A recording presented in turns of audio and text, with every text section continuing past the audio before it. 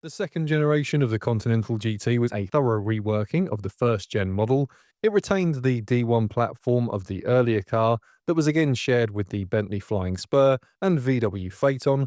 The major change for buyers though was the engine. Bentley retained the W12 power plant while answering customer feedback for broader options. A V8 was sourced from a joint Audi VW venture, with the bonus to buyers that its wider use across several high-performance Audi and Porsche vehicles expanded the knowledge base, meaning more specialists could confidently work on the engine as it ages. The all-wheel drive system on this second-gen model gets a rear bias with 60-40 power distribution compared to the first generation's 50-50. While fuel economy will likely be a low priority for many owners, the new V8 boasted a 40% efficiency gain over the W12, meaning longer range and less fuel. The W12 didn't go without improvements though, and its unique design retained many Bentley fans. As lots of people own cars with a V8, few can say they drive a W12. I will note early cars for model year 2011 and 2012 get a 6-speed quick shift auto. The GT Speed brings in an 8-speed in the second gen W12, and it is standard fit on all W12 cars from around late 2012 built for 2013 model years. The V8 has the 8-speed from launch in 2011. There is also a new superforming process used for the aluminium panels, creating a sharper crease line on the Gen 2 car. The platform and structure remain steel though. Importantly for used buyers is the sales volume though.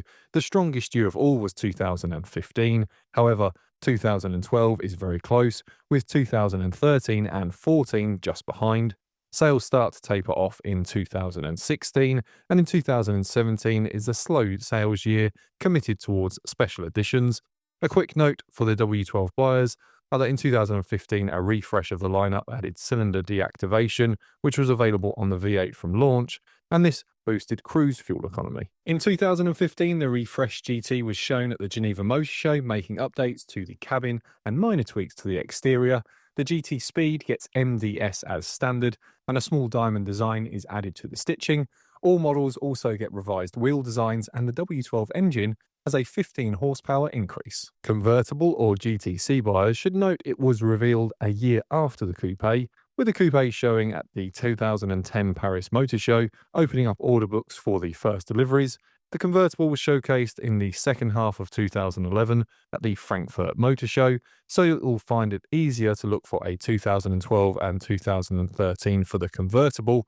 2012 was the strongest sales year for convertible. Now, specification can vary widely on Bentley, as options lists can run for the price of the car all over again. However, there are several models to consider. The entry models in the lineup were the W12 and GT V8 models. These are distinguished by different exhaust pipes, with the V8 getting an 8-shape quad exhaust style and a red B badge. Popular options were the Name, Audio and Mulliner Driving Specification Package, or MDS, adding several features including quilted leather, drilled pedals and 21-inch MDS wheels. On the V8, it was popular to add a sports exhaust, while carbon ceramic brakes were options on both cars and a rarer addition. From here, there is the V8S added in 2014. This adds 20 brake horsepower depending on market and lowers the ride height by 10mm. Stiffer suspension and adding spoilers and diffusers set them apart with a set of 20-inch S wheels in front of red brake calipers. These get the sports exhaust and carbon brakes from factory, but the Mulliner pack is optional. A black edition styling pack was added to most markets from 2016. Not to be outdone, before the V8S arrived, the GT Speed model had turned up the wick on the W12. We'll go over the exact figures in the engine section, but a 50 brake horsepower boost starts things off. Again, the ride height is reduced by 10mm, and the chassis is tuned for sharper cornering with a mild loss to cruise comfort. A set of 21-inch wheels unique to the Speed and a top speed of 206 miles per hour meant that carbon ceramic brakes were a common option selected on the model. A limited-run GT3R model was released in 2014 and sold into 2015. Just 300 were offered, and the V8 engine has its power cranked up to match the standard W12, but in a lighter package. 100 kilograms or 220 pounds of weight saving was achieved, with lashings of carbon and a titanium exhaust. The rear seats were also removed. Few options could be added to keep the car as stripped out and as racy as possible, but Unladen by many of the luxury features on other models, there were also a torque vectoring rear axle and forged wheels to complete the GT3R. Again, though, the W12 was not to be outdone, and in 2017 Bentley announced the return of the Supersport's name for the GT and GTC version.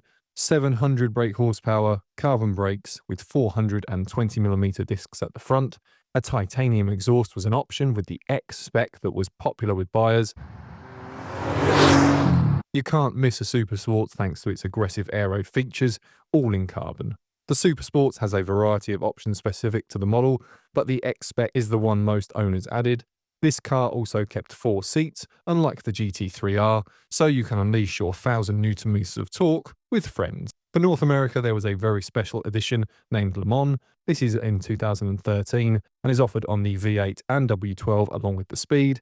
Just 48 were offered of each model. For Europe, a special edition called the 24 was a Supersports model in a special colourway with unique forged wheels. Just 24 were built and celebrated Bentley's involvement in the Nürburgring 24-hour race series. A quick note here is the flex fuel model, capable of running on regular pump or E85, were also sold on the W12 engine.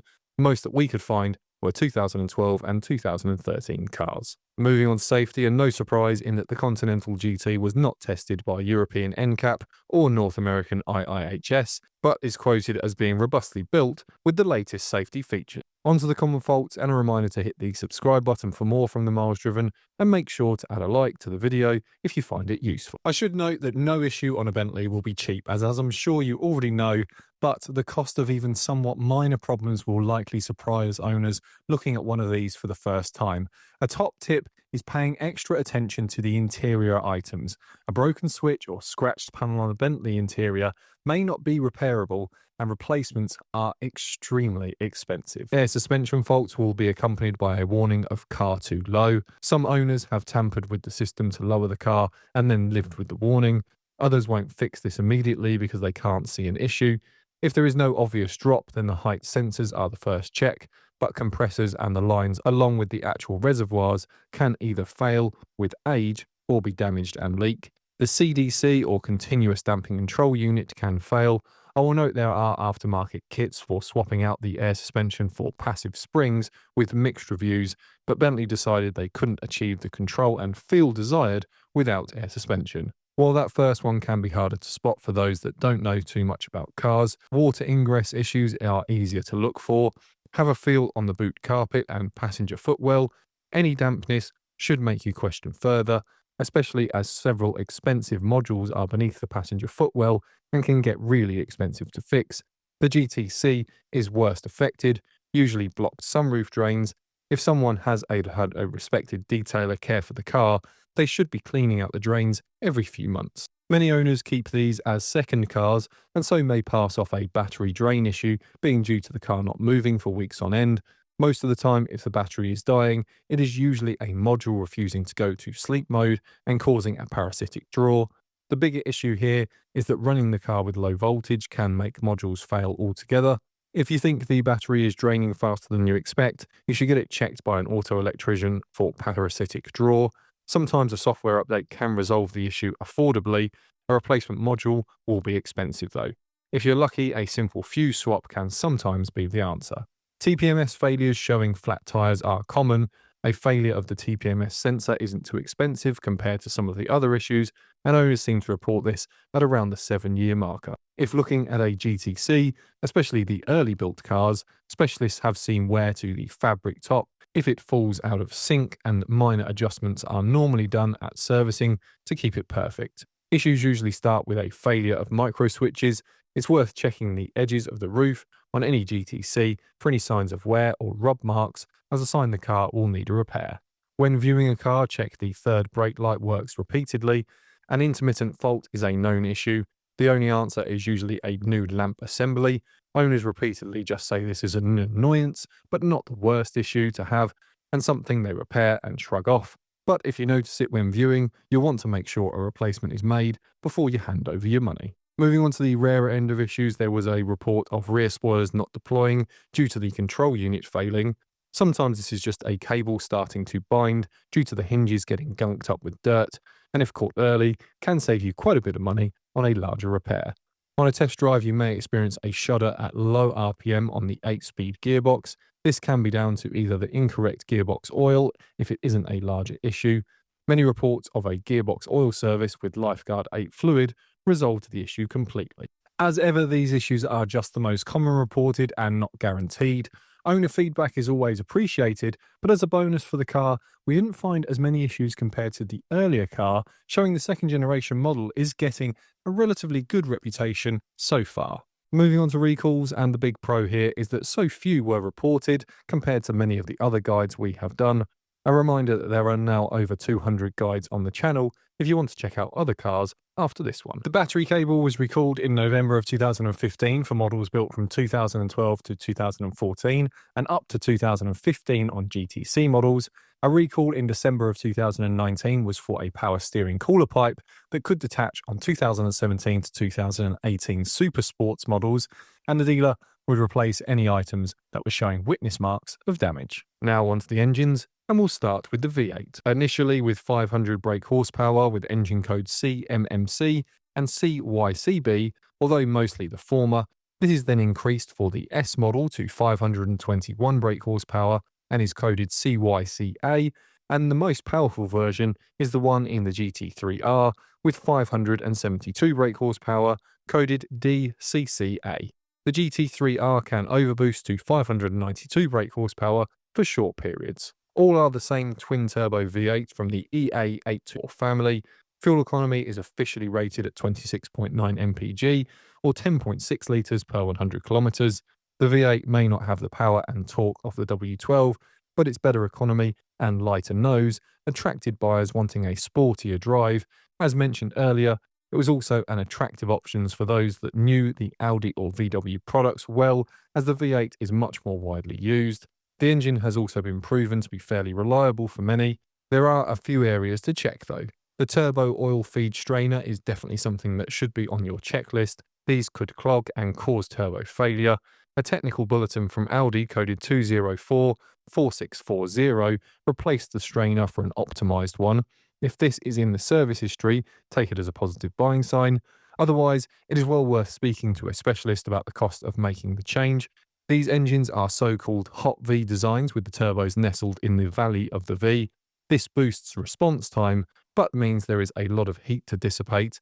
The thermostat and water pump housing are both plastic and so common to fail eventually after heat cycling over the years. Many specialists will judge on age or mileage and suggest a change before they become problematic. When going to view a car, it is worth asking to see it cold without having it been started that day. On first start, if there is any whistle or slight misfire for a few seconds, then the PCV is likely failing or has already failed. Many specialists usually change these along with the thermostat and water pump if there is no history of changing them, as the additional cost is mainly parts if having to replace the oil separator. Then there is the 6-litre twin-turbo W12, and while this one is more expensive in every way, many buyers know this may be the last chance to own a 12-cylinder, and the uniqueness of the W12 is unlikely to be repeated in a world becoming electric. For these reasons, the W12 was still very popular, both new and now used, as owners feel it suits the character of a Bentley. Power is initially 567 brake horsepower on engine code CKHB, the standard car, which is upgraded in 2015 to 582 brake horsepower with active cylinder deactivation to save fuel. These engines are coded CVAA and CVAB. The power moves up for the speed model. Cars in 2012 and 2013 have code CKHC and make 616 brake horsepower, while the second phase cars from 2014 make 626 brake horsepower from the same engine. Then there is a final increase in 2016 to 633 brake horsepower, again retaining the engine code. Finally, there is the Supersport with 700 brake horsepower from 2017. These engines are VIN-specific, so no general code. Fuel economy isn't the car's strong point. Official tests rated 19.5 miles per gallon or 14.5 litres per 100 kilometres, but many owners feel that test was done with a tailwind strong enough to push the Queen Elizabeth class aircraft carrier across the sea. The bonus for used buyers is that while this isn't the last word in reliability, Bentley learned a lot with the earlier Continental GT, and so these should need less repairs than an aircraft carrier. Oil leaks are a headache for owners, usually a failed gasket, but due to the size and tight access, along with the hot running engine, it can be harder to track them down, meaning a fairly cheap seal becomes an expensive labour repair. The cooling O-rings around the lines can also be another source of leaks. Again, the thermostats are usually a suggested change with time. Many owners note that they have experienced mild coolant loss over time, rather than a sudden drop or obvious failure. The vacuum system can become brittle as again it's plastic, so cracked hoses or the pump itself usually occur after a set amount of time. If you ever get a warning of low boost or sudden loss of power, this is usually traced to vacuum controllers or sometimes actuators are the fault. There are also some notes of failed wastegates. The W12 did seem to have more reports of electrical related issues, usually linked to a low voltage battery causing havoc. This is just a guess, but it may be that owners of the W12 use their car less than the V8 owners, who may instead use the car daily. If you want a flex fuel model, this can be run on E85, and as mentioned, most were around 2013 cars that we found, but this may vary by market. On to our picks, and this was much tougher than originally thought.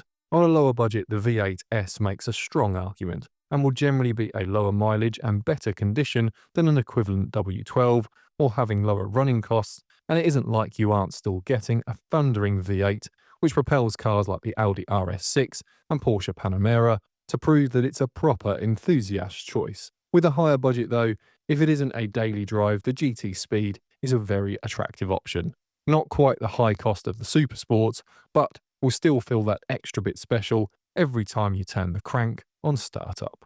If the Bentley isn't quite the car for you though, we have a guide for the AMG GT, Audi RS6 and Porsche Panamera, along with many others to check out next. If you're leaving to further research Bentleys though, all the best with your car search.